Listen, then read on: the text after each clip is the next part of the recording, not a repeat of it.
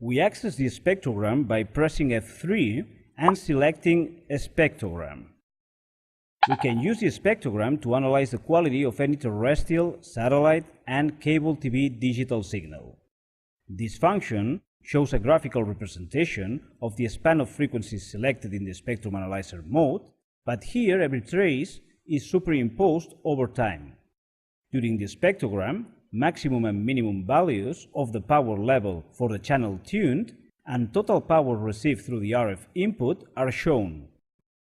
Besides, maximum and minimum values for one of the following measurements can be displayed as well: carrier to noise, pre-BR, post-BR, or MER. We can see below all these measurements the elapsed time since we activated the spectrogram analysis. When we press F4, we access to the spectrogram settings menu. The first setting allows us to select whether we want to show minimum and maximum values reached so far for the carrier to noise, pre-BR, post-BR, or MER measurements.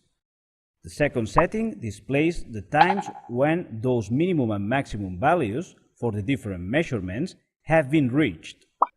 The last setting clears all the data and starts over the spectrogram analysis. This tool is especially useful to analyze the spectrum over time because sporadic anomalies can be detected.